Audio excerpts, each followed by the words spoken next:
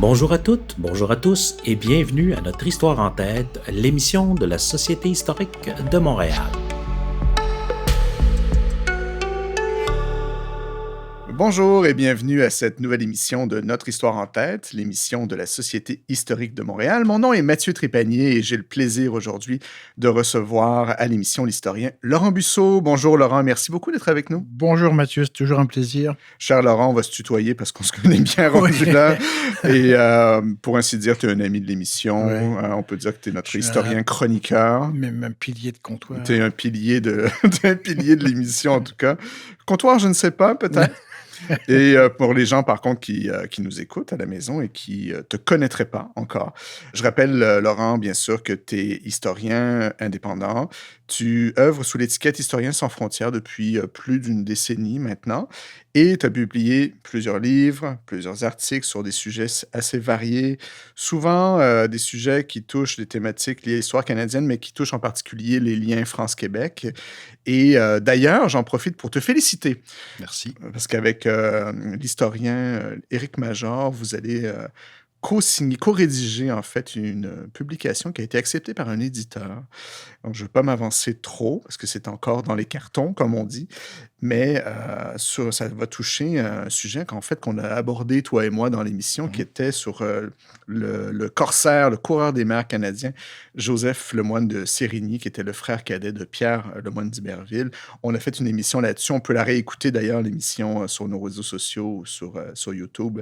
Donc, félicitations pour ça. Merci. Et mon cher Laurent, ton sujet aujourd'hui nous emmène dans l'univers pas du tout militaire. On n'est absolument pas là-dedans. Voilà, on reste en Nouvelle-France, par contre, mais on est dans l'univers artistique de l'art sacré, l'art religieux en Nouvelle-France, en particulier sous un angle féminin. Parce qu'on va parler aujourd'hui de la pratique de la dorure par des congrégations religieuses féminines. Oui, tout à fait. Effectivement, Mathieu. Puis c'est une nouvelle découverte que j'ai faite. Alors ça, c'est dans le cadre d'un mandat de recherche que j'ai eu avec la Société d'histoire et patrimoine de Terrebonne, la PHT, que je salue au passage. Oui, on les salue, toutes les sociétés historiques. C'est un aspect du patrimoine culturel de la Nouvelle-France peu connu parce que j'ai été amené à faire des recherches sur la paroisse de Lachenay, qui est rattachée à la ville de Terrebonne aujourd'hui.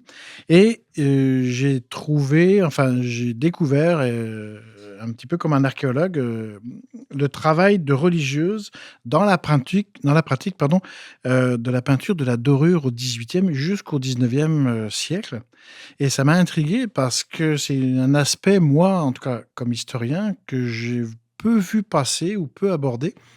Et ça m'a intrigué, ça m'a intéressé parce que véritablement, le travail au féminin dans l'art sacré, à part la broderie et peut-être quelques détails, la peinture, la dorure faisait aussi partie, en fait, de ce travail.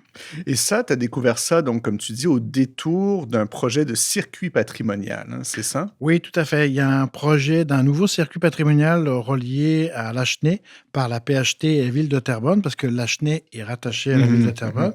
Et alors, petite histoire, la première concession de la seigneurie de Lachenay date quand même du 16 avril 1647, et c'était Pierre le Gardeur de Repentigny à qui on avait attribué cette seigneurie. Ce dernier, en 1670, va céder les lots. Il va il va céder un lot au marchand Charles de Villiers de Lachenay. C'est lui d'ailleurs qui donne son nom. Alors, Lachenay s'écrivait L-A-C-H-E-S-N-A-Y-E. En deux mots. En deux mots. Ouais. Aujourd'hui, Lachenay s'écrit L-A-C-H-E-N-A-I-E. Et aujourd'hui, donc, rattaché à la ville de Terrebonne, son histoire va être aussi, au sens patrimonial, rattachée à cet ensemble, Terrebonne et du Vieux Terrebonne, en soulignant au passage d'ailleurs que le Vieux Terrebonne vient de rentrer oui, c'est vrai. au patrimoine. L'annonce a été faite il y a quelques jours, au moment où on enregistre l'émission, Oui. où on est en juillet. Donc, félicitations au Vieux Terrebonne et à Terrebonne. Et comment t'es tombé là-dessus, donc justement, précisément, sur le sujet de la dorure? En fait, c'est parti d'une lecture d'une archive de la paroisse de Lachenay, en fait, ce qu'on appelle la fabrique. Alors, je vais utiliser le mot paroisse, mais en réalité, c'est la fabrique, c'est-à-dire c'est le groupe de personnes qui gèrent la paroisse au sens financier et économique. Et c'est dans un passage que ça m'a véritablement intrigué, parce qu'elle décrivait une commande pour la construction du maître-autel. C'est autour du tabernacle en bois. Alors, c'était une construction en bois sculpté et qui devait être entièrement doré pour l'église de Lachenay. C'est une commande qui était faite entre 1739 et 1745. Donc là, on est véritablement en pleine Nouvelle-France. Et ce contrat, qui était passé entre le maître sculpteur Gilles Bolvin et la paroisse de Lachenay, mentionne qu'on payait au sieur Bolvin, entrepreneur du dit tabernacle pour les dits tabernacles La Croix et Chandelier. On incorporait dans le prix les boîtes pour mettre dans les barques, c'est-à-dire faire venir ce maître-autel et tabernacle en bois pour une somme de 930 livres. C'est cher. C'est très cher pour l'époque. Ouais. Ce qui est intéressant, c'est un petit détail qui parle de religieuses qui vont être payées et qui vont venir de Montréal pour remonter sur place le maître-autel qu'elles avaient entièrement doré ou peint à la feuille d'or. Et donc, l'art de la dorure, c'était... est-ce qu'on peut dire que c'était un travail artistique typiquement féminin? Alors, pour l'époque, oui. Et c'est là où ça a été ma surprise sur la Nouvelle-France. C'est que c'est une piste qui m'a conduit vers les sœurs des Ursulines. Parce qu'elles étaient, alors cette période de Nouvelle-France, les spécialistes de ce travail qui est très minutieux et surtout fort rentable financièrement en Nouvelle-France. Les congrégations religieuses féminines, par le moyen de travail artistique au sein des églises, mais par commande, et ça c'est ça qui m'impressionne, parce que ça passe quand même par un maître sculpteur qui passe pour elle la commande, eh bien, c'est elle qui pratiquait cette forme d'art, donc en parallèle à la broderie, à la peinture, des ouvrages de cire, de dentelle. Eh bien, la dorure était une spécialisation féminine dans l'art sacré. Et donc, leur démarche, elle était d'abord économique ou religieuse? Alors, je te dirais un petit peu des deux, parce que le premier projet, c'est évidemment de créer des objets liturgiques religieux. En passant d'ailleurs, la dorure, enfin l'utilisation de feuilles d'or, est quelque chose de très, très minutieux. Il faut savoir qu'il y a plusieurs techniques, dont une qui était utilisée, c'est ce qu'on appelle à la détrempe ou à la colle. C'est-à-dire? Elle comprenait 17 opérations très fines et c'était la plus délicate à exécuter. Et c'est sans doute là où elles sont très spécialisées. C'était aussi la plus coûteuse parce que quand une fabrique, alors une paroisse, payait cette commande, elle payait le travail fait, mais elle payait aussi les feuilles d'or. Ah oui. Et en fait, c'est le résultat à la fin qui est le plus beau parce que cette technique dite à la détrempe permettait véritablement, soit pour des statues, soit pour des chandeliers ou donc des maîtres-autels ou des tabernacles, une dorure de qualité. J'imagine qu'on ne sait pas trop d'où viennent les feuilles d'or, puis la colonie ne doit pas en produire. Non, alors moi je vais parler pour la période de la Nouvelle-France. C'est évident que les feuilles d'or, les congrégations religieuses, alors masculines et féminines, mais en tout cas féminines pour leur travail, les faisaient venir de France. Parce que d'abord, le numéraire en pièces était déjà très rare. Et en fait, ces feuilles d'or étaient véritablement une maîtrise de professionnels en France. Donc, la commande devait se passer par la France et arriver aux congrégations qui, elles, les réutilisaient justement au sein des différentes paroisses de Nouvelle-France. D'accord. Et tu as mentionné il y a un instant les Ursulines. Alors, évidemment, c'est une communauté religieuse féminine très importante dans notre histoire, mais pour les gens qui peut-être ne sauraient pas, est-ce que tu peux juste nous préciser, Laurent, qui étaient les Ursulines? Ouais, on va faire un petit peu leur historique très très brièvement. Les Ursulines constituent une des plus grandes communautés religieuses fondatrices de la Nouvelle-France parce qu'elles arrivent ici en 1639 et elles tiennent leur origine de l'Italie, c'est-à-dire que leur fondation, qui a été faite par une religieuse qui s'appelait Angel Merici, 1474-1540, eh bien, cette communauté, elle se plaçait sous la protection de Sainte Ursule à Brescia en Italie en 1535. Et donc, elle va arriver en France au tournant de la fin du XVIe, XVIIe siècle. Et ce qui est intéressant, c'est que pour l'époque, contrairement aux congrégations de cette période, les membres féminins de la congrégation des Ursulines, elles vont vivre dans le monde laïque. Elles ne sont pas cloîtrées. Elles ne sont pas cloîtrées. Donc, elles vont participer à la vie sociale. Elles se donnent une mission communautaire. Oui, tout à fait. C'est l'éducation, c'est soigner les gens, parce qu'en fait, c'est surtout s'occuper de la population la plus pauvre. Et c'est dans ce mandat-là, que les Ursulines vont arriver en Nouvelle-France. Alors, l'organisation est uniquement dirigée par des femmes, et en fait, c'est une mère supérieure qui a la gestion de l'ensemble de la congrégation. Merci pour le topo sur les Ursulines. D'ailleurs, il y a un musée des Ursulines, hein, si vous voulez voir, à Québec, s'il y a des exemples de dorures en particulier, ils sont absolument magnifiques. Laurent, tu as trouvé des études sur justement le sujet de la dorure, mais spécifiquement en Nouvelle-France? Oui, alors, il y a un historien de l'art canadien qui s'appelait Ramsay Tracker, en fait, qui était universitaire à McGill. Alors, on parle quand même des années 30, qui a fait un travail justement sur l'art religieux et qui a véritablement, à mon avis, un des rares qui avait écrit sur cette présence religieuse des confections des dorures d'objets liturgiques et religieux. Et lui, en résumé, ils disent que cette partie pour la Nouvelle-France était vraiment réalisée par les Ursulines. Dans plusieurs écritures de paiement de dorures, de commandes, il a cité quelques passages de dépenses où on utilise un terme qui s'appelait les dames doreuses. Ah, intéressant. Oui. Et apparemment, c'est une chose courante dans les comptes et dépenses des fabriques des paroisses au XVIIIe siècle, donc les années 1700, mais aussi au XIXe siècle, parce qu'en fait, la fin de la Nouvelle-France ne va pas annoncer la fin des congrégations, et leur travail artistique va continuer au-delà de la période britannique. Et d'où vient le terme « les dames doreuses » ? C'est un terme que Tracker définit, qui en fait était une dénomination des religieuses ursulines, parce que c'était majoritairement elles les maîtres d'œuvre du travail de la dorure sur les statues, les tabernacles, les chandeliers. Pour preuve, il cite un contrat de 1801 qui fait mention de l'architecte sieur Baillarger, et en fait les notaires de la fabrique indiquent: nous, notaires sous-signés, alors les contrats ont été à l'instant remis au dit sieur Baillarger, qui est en fait l'architecte de l'ensemble, et architecte maître sculpteur, pour la meilleure exécution des 10 ouvrages, lesquels seront livrés aux dames doreuses le plus tard vers le commencement de novembre prochain 1801, et ils seront transportés aux frais de la dite fabrique, donc de la paroisse. Ah, d'accord. Donc, on a cette occurrence-là à partir de 1801, peut-être possiblement avant, donc. Oui, tout à fait. Ouais. Parce que j'ai une autre source sur les Ursulines. Alors, il y avait un terme aussi, parce que les Ursulines avaient des ateliers, donc elles étaient organisées, et on appelait ça la dorerie. La dorerie. Oui, la dorerie. En vieux français, ça s'appelait la dorerie. Et ces ateliers représentaient quand même un revenu considérable et important, parce que ce sont des véritables contrats que les Ursulines passent auprès des fabriques, des paroisses, et aussi des artisans, alors Nouvelle-France, mais aussi dans la période britannique. Alors, un autre exemple, les Ursulines de Québec en 1782, pour des chandeliers et un autel.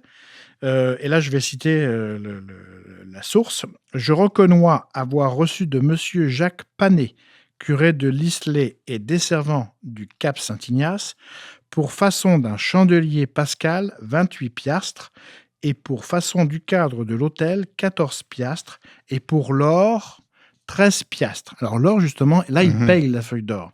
Et ça, c'est fait à notre monastère de Sainte-Ursule de Québec le 16 de mai 1782.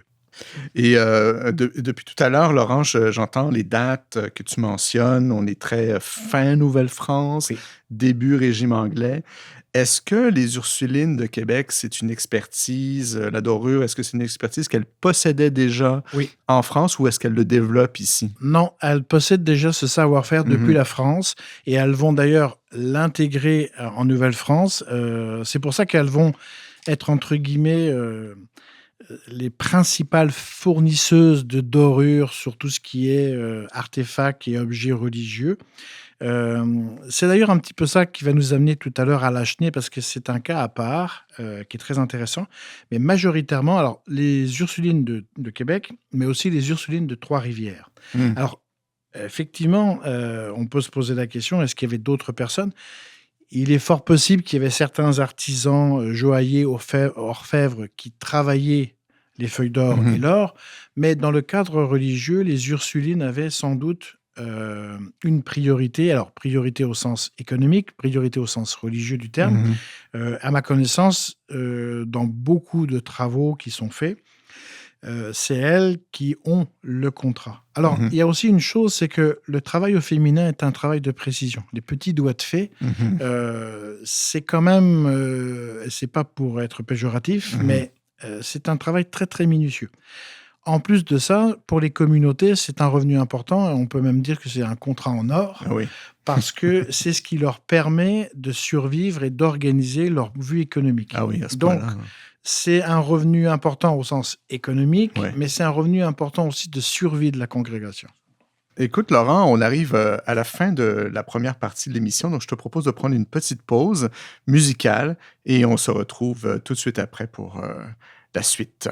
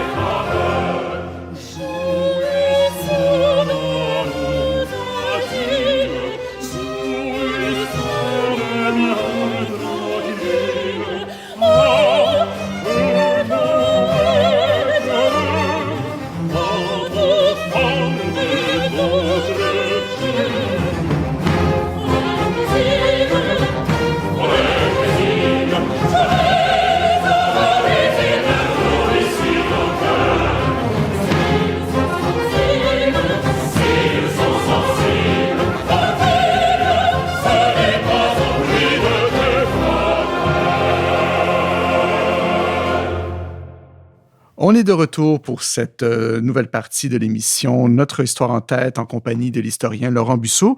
Alors, pour continuer, évidemment, on parlait donc de l'art de la dorure en Nouvelle-France et Laurent, tu nous racontais donc comment les Ursulines en particulier avaient développé cette expertise-là pour subvenir, entre autres, à leurs besoins économiques. Mais j'aimerais ça qu'on revienne, si tu veux bien, sur Lachenay, en fait, pour contextualiser un peu.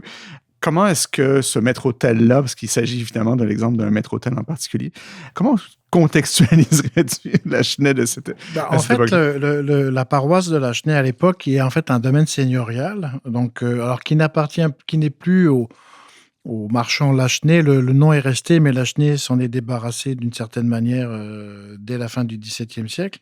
Mais la première église, en fait, qui a été construite, enfin, l'autorisation de construire une église à Lachenay, alors, qui est sur la rive nord des Mille-Îles, c'est-à-dire il y a l'île Laval, donc, qui était anciennement l'île Jésus, et donc un peu plus au nord, au croisement du fleuve Saint-Laurent et des Mille-Îles, Lachenay se trouve à un carrefour important de passage parce que le domaine de Lachenay est une terre agricole. Alors, je parle pour la période de Nouvelle-France, au tournant après la Grande Paix de 1701,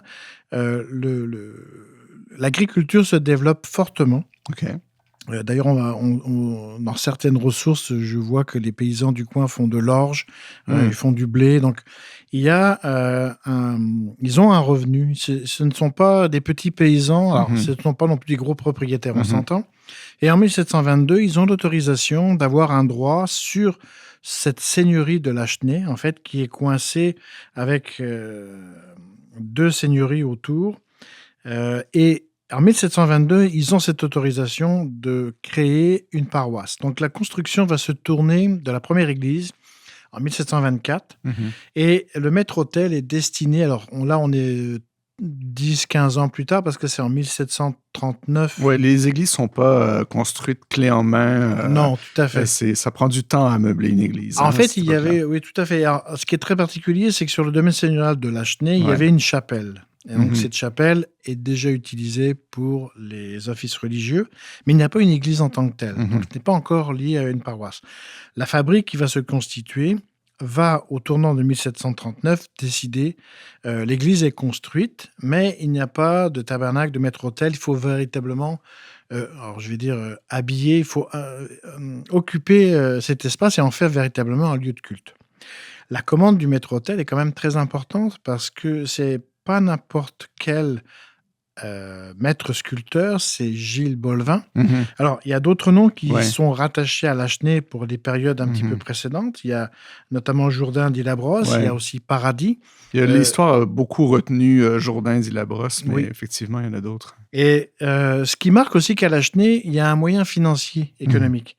C'est-à-dire que l'agriculture roule, on est en temps de paix, parce qu'on est on est avant la guerre de succession.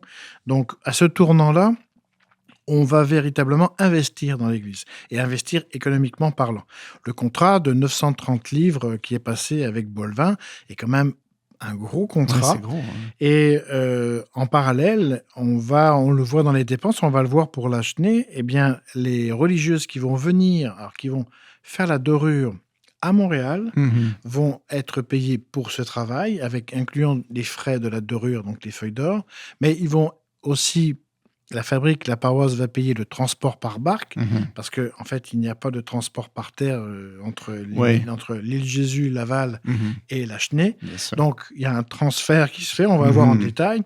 Et puis, sur place, c'est très intéressant parce que ça prend quand même 1739, 1745. C'est le même temps que la Seconde Guerre mondiale, donc sur 6 ans. On voit l'église de Lachenay qui va se constituer avec l'ensemble liturgique qui est à l'intérieur, de haute qualité. Et donc, j'aimerais ça qu'on parle maintenant du maître-autel en tant que tel. Ce serait quoi les étapes de fabrication de ce maître-autel-là? Qu'est-ce qu'on sait de ça? En fait, à travers Hormis le contrat... la dorure, là. Oui, tout à fait. Par le contrat et les dépenses, en fait, le maître-autel va être fait en plusieurs parties. D'ailleurs, je reviendrai plus tard dessus, mais la dorure, c'est la dernière partie qui constitue justement la mise en place sur les lieux. Alors, ce qui est fascinant dans les détails de ce travail, alors surtout en 1741 et 1944, c'est que le maître-autel qui est construite, une partie est faite à Trois-Rivières, donc il y a prévu dans les frais la barque pour le transport, et là, Bolvin a délégué, donc là, je vais revenir sur la dorure, aux religieuses de Montréal, et c'est là où le petit détail est intéressant, ce ne sont pas les Ursulines. Non, c'est ça, parce que les Ursulines, elles n'ont jamais mis les pieds à Montréal, en fait. Non, et c'est la congrégation de Notre-Dame, en fait, ce sont les sœurs de l'hôpital général qui ont le contrat et qui vont effectuer cette dorure pour Bolvin, pour la fabrique, donc la paroisse de Lachenay, et c'est eux qui vont avoir le mandat de venir remonter aussi le maître-autel qui est en plusieurs morceaux. Alors, ce qui est intéressant aussi, c'est la manière du paiement, parce que tout ne se fait pas de manière pécuniaire et argent comptant. Un des exemples dans une des dépenses, c'est que on découvre que, dans les termes de l'époque, à la sœur Saint-Hippolyte, dépositaire par son reçu du 28 mars 1741 sur la dorure du tabernacle, la somme de 20 livres en 10 minots de blé. Ah, ils sont payés en blé. En blé. Et le minot, alors moi j'ai rencontré le minot quand je faisais la cueillette des pommes, c'est des boîtes d'1 mètre sur 1 mètre, 3 pieds sur 3 pieds. Donc 10 minots, oui. Ces 10 minots, ça représente quand même une masse importante 10 de mètres blé. cubes de blé. Oui. Pas mal quand même. Oui. Et ce paiement se fait en nature. Alors, un peu plus loin, pour d'autres artisans comme Bolvin, il est payé soit en minots de blé, soit en argent comptant, soit en bétail. Ah oui. Ce qui n'est pas étonnant dans une société où le numéraire était notoirement manquant en Nouvelle-France. Tout à fait. Ouais. Donc, à travers en fait les dépenses et le contrat que j'ai retrouvé à Lachenay, c'est toute une structure alors, économique, sociale, qu'on peut définir. Et c'est là qui est important, c'est que ce sont des femmes, donc des religieuses, qui participent à la mise en place, mais pas seulement de la dorure, c'est-à-dire qu'en fait, le travail des dames doreuses que les Ursulines faisaient, mais c'est aussi le montage. Parce que il y a un moment donné, où on va le voir, c'est qu'on va payer le transport. Je prends pour exemple une autre mention de l'état d'une dépense, alors 1742-1743, pour le transport du 2e étage du tabernacle de Montréal à Lachenay, celui de la Quenne au Grand Chandelier de la Pointe-aux-Trembles à Montréal, ensemble pour avoir ramené à Montréal les sœurs Sainte-Thérèse et Sainte-Monique, payées 31 livres. Et là, c'est ça qui est intéressant, c'est que tout part de Montréal, on envoie les parties à remonter. Et ce qui est intéressant, c'est que cet acheminement se fait donc une partie par la route, mais surtout par barque. Oui. Oh, oui, c'était l'autoroute de l'époque. Oui, bien sûr. Tout à fait. Et tout ça dans des caisses de bois, parce qu'on le voit sur le contrat, on l'a dit tout à l'heure, mais les boîtes de bois permettent le transport. Donc, les frais d'une fabrique incluaient ça. Et ce qui est intéressant, c'est que ce sont des religieuses femmes qui gèrent le transport. Elles sont payées pour le transport, mais elles suivent le transport pour faire le montage. Dans les mêmes frais, on lit en 1744, et là on est à la fin du projet, on trouve un paiement de 1 livre et 20 sols qui sont versés à un certain Jacques Vaudry pour avoir ramené à Montréal, et je prends les guillemets, les sœurs qui étaient venues pour monter le tabernacle. C'est-à-dire que nos religieuses vont s'occuper de la dorure, mais s'occupent de la gestion du transport et reviennent faire le montage. Mais là, moi, j'avais une question, Laurent, sur justement le fait que ce ne soit pas des Ursulines. On t'a évoqué la congrégation Notre-Dame, les dames de l'hôpital général. Oui. Et je me demande, en fait, pourquoi c'est pas les Ursulines? Comment ça se fait que c'est... comment elles atterrissent dans l'histoire, les sœurs de la congrégation? C'est une bonne question, et ça a été un petit peu... parce que je me suis posé la question pour les Ursulines, sachant qu'elles n'étaient pas à Montréal. Et en fait, en creusant un peu, c'est grâce à la fameuse sœur Hippolyte que j'ai retrouvé en fait la trace des sœurs de Notre-Dame, donc de l'hôpital, reliées à l'hôpital général, parce que ces sœurs vont dès 1740 se lancer dans l'art de la dorure pour Montréal et les villages alentours, imitant le travail des Ursulines de Québec et de Trois-Rivières. Et dans ce métier d'orfèvrerie en Nouvelle-France, ce qui est intéressant, c'est qu'elles font véritablement le même travail. C'est-à-dire que le contrat leur est donné. Alors, je me suis posé la question, mais comment les Ursulines peuvent gérer ou pourquoi ce ne sont pas les Ursulines qui pourtant sont à Trois-Rivières, parce que Gilles Bolvin est à Trois-Rivières. Mais on va avoir une réponse dans une source qui arrive parce que je pense que la congrégation, comme toutes les congrégations féminines de cette époque, a besoin d'un revenu. Et c'est là où on note qu'il n'y a pas de de compétition ou de concurrence entre les deux congrégations féminines. Il y Mhm. a bien une entente cordiale, un peu comme Oui, la oui, France et ok. l'Angleterre. Parce que ce type de contrat, alors je le redis encore, mais c'est un contrat en or, hein, parce que Mhm. c'est quand même un revenu important, ben, c'est à travers le travail des sœurs des Ursulines que les sœurs de Notre-Dame vont avoir la maîtrise et le savoir-faire. Et une source que j'ai retrouvée dans l'histoire de la congrégation de Mhm. Notre-Dame de Montréal, qui date de 1941, pour la période du XVIIIe siècle, il y a un passage qui situe exactement et qui donne la solution. C'est-à-dire que il est écrit, entre guillemets, Sœur Hippolyte. Alors, en réalité, Sœur Hippolyte, son vrai nom, c'est Marie-Marguerite Piot d'Angloiserie. Elle est fille, en fait, d'un seigneur, d'un homme important, d'une petite noblesse canadienne. Donc, je reprends. Donc, dans le texte, c'est Sœur Hippolyte et moi essayâmes de dorer le cadre d'une image de la Sainte Vierge, mais nous eûmes beaucoup de peine et perdîmes beaucoup. Et là, on est dans les années 1735-1740. Mhm. Donc, ce qui veut dire que les religieuses de Notre-Dame essayent. C'est ça, mais elles n'ont pas le savoir-faire encore. Tout à fait. Elles s'essayent, mais Mhm. elles voient que c'est une maîtrise professionnelle. Oui, oui, oui. C'est là où ça devient intéressant, parce que dans la continuité du document, on dit « une mère Ursuline, avec la permission de sa supérieure, nous aida à nous perfectionner. Nous dorâmes beaucoup d'objets et fîmes assez de profit.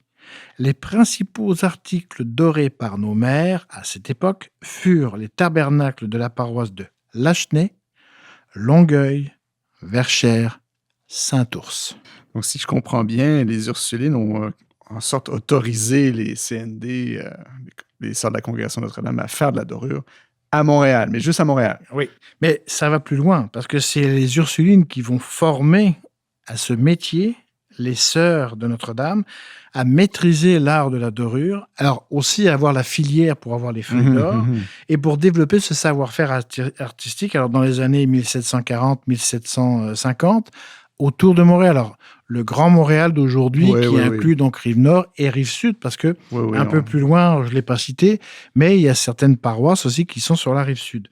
Ce qui est très intéressant dans cette petite phrase et cette petite source, c'est que, on voit qu'il n'y a pas d'opposition entre les Ursulines et la congrégation de Notre-Dame. 2, que les Ursulines autorisent, avec la hiérarchie, à léguer, à faire pratiquer, à instruire de leur pratique la congrégation de Notre-Dame pour qu'elle puisse faire la dorure autour de Montréal.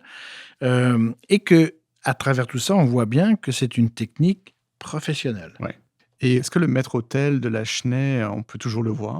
Alors, malheureusement, le maître-autel de Lachenay a disparu dans un incendie de la 3e église. Alors, pour faire court, en 1882, la première église va être démolie, mais on va sauver le mobilier parce que c'est une démolition volontaire. Donc, on transfère le maître-autel ainsi que des tableaux et beaucoup d'objets liturgiques et de chandeliers. Malheureusement, la nouvelle église, qui est construite à partir de 1890, va connaître un incendie en 1964 qui va détruire l'église, mais également ravager le maître-autel et l'ensemble des objets qui sont à l'intérieur. Et donc, il ne reste que quelques photos noir et blanc de ce maître-autel de Lachenay. Donc, on ne peut pas voir, malheureusement, le travail de dorure. Il a disparu pour toujours. Est-ce qu'il y a des représentations autres que ça? Alors, en fait, il a disparu, mais il y a son petit frère. Parce que Boucherville, qui est sur la rive sud, il existe encore, le maître-autel avec sa dorure.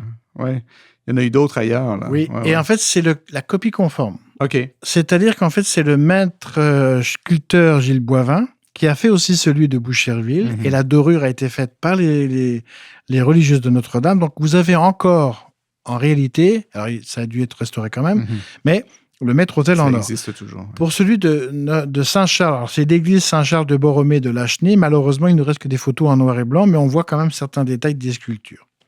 Petit fait important, petite anecdote, c'est que en cherchant les photos qui sont à la BANQ et qui ont été prises en 1940, donc avant l'incendie, j'ai eu la surprise de voir un tableau d'Ozias Leduc en fond, ce Ouais. qui a permis d'identifier un tableau alors, qui est malheureusement lui aussi disparu dans l'incendie de 1964. Alors, je fais une petite parenthèse historique, mais c'est un des rares tableaux qui n'a pas été cité sur le travail d'Ozias Leduc OK. et qui a réellement, parce qu'il y a la signature, on le voit à travers la photo.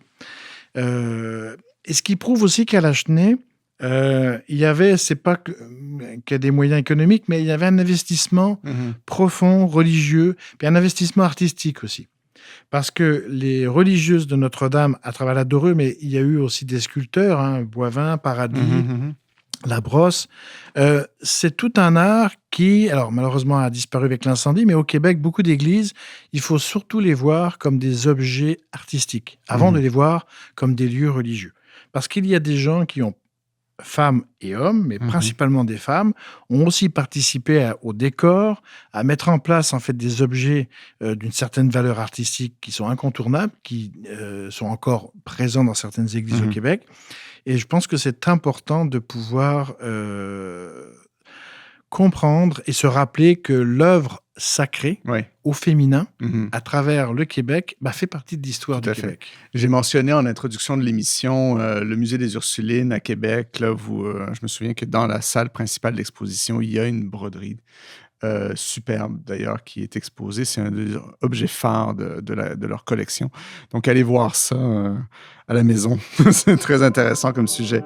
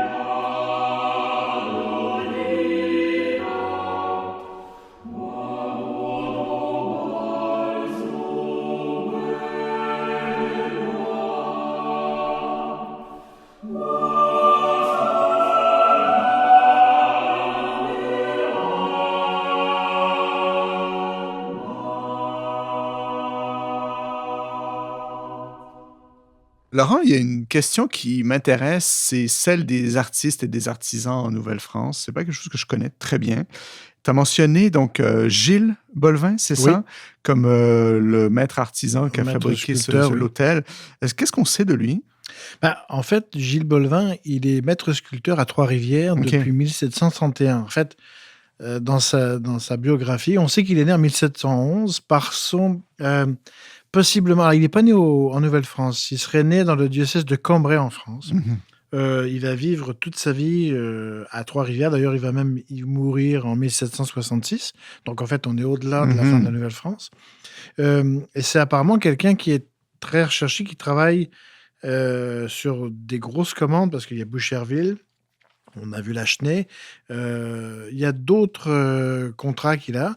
Et puis, c'est un petit fait intéressant, c'est parce que le contrat de la Lachenay va nous montrer qu'il est bien établi en 1737. 1739, quand la paroisse de Lachenay vient pour lui passer le contrat, c'est vraiment des contrats notariés, hein, c'est des contrats de travail. Juste pour te dire, un extrait, dans la première livrée, c'est-à-dire la première livraison du père Bolvin, c'est comme ça, maître sculpteur, 150 minots de blé de 40 sous. OK.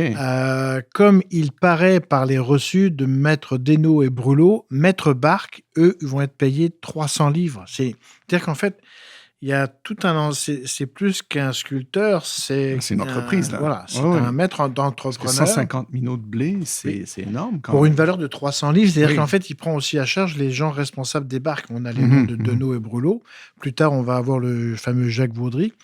Donc, c'est quand même là où, à travers cette étude-là, puis ça serait pareil pour d'autres paroisses, d'autres églises, on voit dans le détail que tout est pensé, réfléchi. Puis il y a aussi une évolution, parce qu'en fait, le contrat, les dépenses évoluent en fonction, comme d'habitude, ça peut évoluer, parce que tu vois, on voit aussi qu'il y a un deuxième versement de 30 boisseaux de blé s'élevant à 70 livres. Ah Là, ouais. on n'est plus dans le minot, on est dans le boisseau. Donc, c'est des sommes importantes quand même pour Oui. l'époque de la Nouvelle-France. Ça dit quelque chose sans doute de l'importance, évidemment, de la vie liturgique à cette époque-là et de l'importance qu'on y accorde dans l'échelle de valeur si on est prêt à payer des sommes pareilles. C'est vraiment, ça dit quelque chose de la société de cette Tout à époque-là. fait. Puis, tu vois, ça me fait rebondir aussi sur la vie agricole de la Nouvelle-France, Mhm. parce que d'un été à l'autre, les récoltes ne sont pas les mêmes. Ouais. C'est-à-dire qu'en fait, en temps de paix, puis quand ça tourne bien, les récoltes sont abondantes, donc Mhm. on a les moyens de payer. Mais cette projection, quand on va arriver notamment à la guerre de succession, où la France va enfin la Nouvelle-France et la France vont rentrer en guerre, les récoltes vont s'amoindrir, Ouais, ouais. et donc là aussi, la mode de paiement vont évoluer. Parce que, tu vois, la première tranche du tabernacle qui est arrivée la même année, donc là, on est dans les années 1741, Mhm. il est noté que entre deux entrées, pour le transport des étages du tabernacle livré, ça a une valeur d'un voyage de 10 heures. C'est payé pour ce transport-là, la barque de Le Sieur Guy, donc on est encore dans un autre, c'est 1 livre 25. Mhm. Et là, on paye directement Ouais, ouais, ouais. le maître de barque Mhm. pour cette première partie. Ouais, ouais, ouais. Et on voit que les parties arrivent les unes après les autres. C'est-à-dire Mhm. qu'en fait, c'est comme un chantier de construction. Les parties arrivent les unes après les autres pour être remontées au final. Et le final, c'est les religieuses de la congrégation Mhm. de Notre-Dame qui, avec la dorure, va faire le montage Ouais. qui termine la mise en place du tabernacle et du maître-autel à l'intérieur de l'église. Est-ce qu'il y a d'autres artisans par Bolvin que tu as croisés dans tes recherches? Oui, alors c'est ça qui est intéressant. Puis là, ça a été une bonne école pour moi, parce que j'avais une méconnaissance totale de ce côté artisanat religieux, liturgique et autres. Et juste pour l'acheter, Mhm. alors pour les ciboires, les ostensoirs, les chandeliers, eh bien, j'en ai retrouvé plusieurs qui vont venir par étapes. D'ailleurs, vous pouvez les retrouver dans le dictionnaire bibliographique du Canada. Alors, il y a Jourdain d'Île-à-Brosse, Ouais, qui est quand même très quelqu'un connu, ouais. d'important. Ouais, ouais. Il y a un Deleuzen Ignace François, qui lui Mhm. aussi, en fait, est un... Alors lui, c'est plutôt tout ce qui est ostensoir, objet liturgique. Mhm. Il y a un Duval Charles, qui a d'ailleurs certains poinçons qui sont reconnus. Et puis un Roland Paradis, qui lui aussi, on le retrouve à Québec notamment. C'est lui qui fait les ciboires, notamment pour les Ursulines, OK, parce que OK. dans sa biographie, c'est indiqué que ces poinçons se retrouvent sur... On a sa marque. On a sa marque sur Mhm. des objets en argent. Donc, on parle de feuilles d'or, Ouais, mais il y a ouais, aussi tous les objets liturgiques, Oui, oui, oui. ciboires et autres, Mhm. qui sont en argent. Ouais. Donc, c'est aussi quelque chose d'important. Mhm. Et en fait, sur ces 4 noms, alors, au tournant du 18e, 19e siècle, il y a d'autres noms qui Ouais. apparaissent et qui font un suivi. Juste pour l'acheter, c'est ça aussi qui m'avait impressionné, c'est que ce sont des gens importants Ouais. dans leur métier, qui sont reconnus, Mhm. qui sont embauchés, qui ont un contrat, des dépenses. Mhm. C'est quand même des gros chantiers. Ouais, jusqu'à Osias le Duc à la fin du Oui. 19e siècle, finalement. Oui, Il y a tout à du fait. beau monde qui s'est succédé pour Oui. cette église. Oui. Ça a été une surprise, Saint-Charles-de-Borromée, pour moi, à l'acheter. Ouais. En fait, c'est un petit peu le point central d'une recherche beaucoup plus vaste pour Oui, la oui. compréhension. Alors, Nouvelle-France, Mhm. l'artisanat en général, puis l'artisanat religieux féminin, parce que ça a été une surprise pour moi de découvrir des religieuses, alors Ursuline pour la Oui, Nouvelle-France, certain. Oui. mais pour les religieuses de Notre-Dame en détail, puis d'avoir le petit détail qui dit « Ah, c'est Sœur Thérèse et Sœur Marie Ouais. qui sont venues ». Non, mais ça, c'est comme Oui, c'est qu'on ait des noms particuliers. Ça, Voilà. c'est très intéressant. J'aimerais ça, juste qu'on revienne, Laurent, aussi sur non pas forcément les dames doreuses, mais en particulier les dorures. Est-ce que ça, outre la question strictement esthétique, est-ce que la dorure aurait peut-être une espèce de signification symbolique? Tout à fait. Et tu vois, c'est bien que tu me le rappelles, parce que j'étais complètement passé à côté, étant que j'étais obnubilé par ces religieuses. Mais c'est vrai, en fait, la dorure, les feuilles d'or, c'est la présence de Dieu. C'est-à-dire que tout le mobilier religieux qui va être doré, Mhm. tous les objets en argent, c'est pour rappeler la présence divine. C'est-à-dire que l'or égale le soleil. C'est la magnificence de la religion. En plus, on est dans la religion catholique. Donc, la dorure est véritablement pour magnifier cette présence divine à travers les églises, à travers les objets. Je pense que c'est aussi pas pour rien que ce sont des religieuses, alors Ursuline, Notre-Dame, qui participent à la mise en place de cette dorure parce que ce sont des mains consacrées. Ouais. Donc, il y a tout un ensemble de choses dans la mise en place de ce côté artistique, religieux, c'est l'art sacré. Ouais, c'est C'est-à-dire que c'est pas juste de la déco, là. non, tout à fait. On n'est pas justement dans de la Trump Power. Non, c'est pas du bling. On n'est pas dans le bling-bling. Non. Il y a une direction qui est faite, et c'est effectivement, tu vois, c'est très bien que tu me le rappelles, cette dorure, les objets dorés, l'or qui est présente, c'est aussi ce qui maintient la cohésion sociale de la Nouvelle-France. Parce que les croyants, les paroissiens, l'Église, c'est un lieu de rencontre, c'est un lieu de réunion. En fait, l'Église, on n'y passe pas que le dimanche, c'est-à-dire que l'Église est un point de repère. Le clocher, ça donne l'heure. Puis, dans un monde agricole, l'Église a une importance stratégique. Le clocher, les cloches, le son, c'est des points de repère. Alors, dans la période 1739-1745, on est dans un temps de paix. Donc, les choses, l'économie roule, la société fonctionne. Puis c'est une période où la Nouvelle-France est resplendissante. Et d'ailleurs, la paysannerie de Nouvelle-France est beaucoup mieux lotie que la paysannerie en France au niveau de nourriture. Il y a un droit de chasse qui n'existe pas en France. Alors, petite anecdote aussi, tu vois, ça vient de me revenir, mais un officier français qui s'appelait Franquin, qui en 1752 passait en canot du Saint-Laurent, alors Trois-Rivières à Montréal, faisait un petit détour par les Mille-Îles, et en fait, au tournant de la région de Rive-Nord, à un moment donné, fait un détail. Ils s'arrêtent parce qu'ils font une pause. Donc, ils descendent du canot, ils sont accueillis par le curé, et en fait, ils remarquent que les jeunes gens, et là on est en 1752, ont un petit panier sur les cheveux, sont habillés avec des mitasses, donc en fait les pantalons autochtones, et ils ont une coiffure qui est très très bien sophistiquée, un petit filet qui retient les cheveux, et lui ça le marque, parce que lui, évidemment officier français, il dit ils savent se tenir, enfin en fait la réflexion est que le monde paysan de cette région-là, mais c'est pareil pour la rive sud, c'est pas des pecnos. Non. Ils sont pas habillés en troublon. C'est-à-dire qu'ils ont de la classe. Et on n'est pas un dimanche, là. Il arrive vraiment en courant de semaine. Il y a un goût du beau qui s'exprime dans le religieux. Oui, tout à fait. Et puis, il y a aussi ce côté biculturel Nouvelle-France, canadien, autochtone, parce que les mitas, ça fait partie de la culture autochtone. Donc, les Canadiens, même qui ne sont pas coureurs des bois, puis c'est aussi un petit peu ça qui est important, à travers les paroisses, la construction de ce qu'on vient de parler, donc les dorures, les églises, il y a une cohésion sociale, mais il y a cette particularité qui se développe, c'est-à-dire le village, la structure, on vit sur place, on est sur place. Donc, ça fait aussi partie de ça. Un paroissien de Lachenay, de Rive-Nord, est l'équivalent d'un paroissien de Rive-Sud, mais ils ont cette culture canadienne qui s'est développée au 18e siècle. Il y a toute cette économie autour de la dorure qui est intéressante, la dimension économique, c'est pour les communautés religieuses.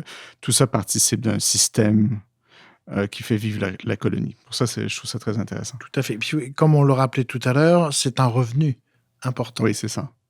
Donc, ça fait tourner, je vais dire un bon mot français, un business, parce que tout l'art liturgique, alors il y a le sacré, il y a la dimension, magnifier Dieu, la présence, la culture catholique, la religion catholique, mais il y a aussi un revenu à travers ça qui fait survivre des congrégations féminines qui ne peuvent pas travailler en dehors de ce qu'elles font, soigner, éduquer, et aussi dans leur mandat, entre guillemets, religieux, spirituel. On ne tire pas d'argent de ça. Voilà, tout à fait. Et c'est une société en soi qui se construit. Puis c'est intéressant aussi du point de vue de l'histoire de l'art. En fait, c'est un peu ça le point de départ de l'art au Québec. Dans le fond, c'était un art sacré avant d'être profane, largement, à mon avis. Tout à fait. C'est ça. Puis la dernière chose, c'est que ce sont des femmes qui participent à ça. C'est-à-dire qu'en fait, elles sont dans leur petit coin, très discrètes, mais elles participent à l'histoire de la Nouvelle-France, l'histoire du Québec.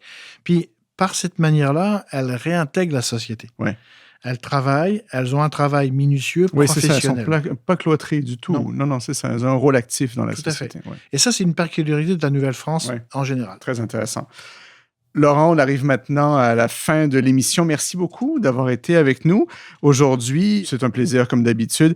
Et puis, quant à nous, eh bien, on va se retrouver la semaine prochaine pour un nouvel épisode de Notre Histoire en tête, l'émission de la Société historique de Montréal. Et d'ici là, ben, allez au Musée des Ursulines à Québec pour reluquer des dorures et aller à la Chenay et à Terrebonne pour visiter le site historique. Merci beaucoup, Laurent. Ça a été un plaisir. Merci à toi.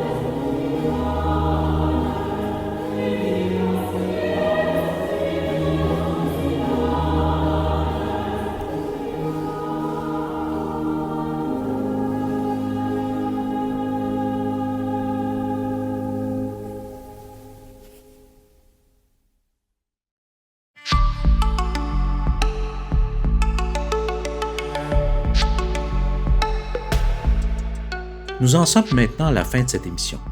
Vous pourrez la retrouver sur le site de la Société historique de Montréal, à l'onglet Émissions de radio ou sur notre chaîne YouTube. Nous vous invitons, si ce n'est déjà fait, à devenir membre de la Société historique de Montréal, ce qui nous permet de produire ces émissions. Alors, merci de nous avoir écoutés et à la prochaine.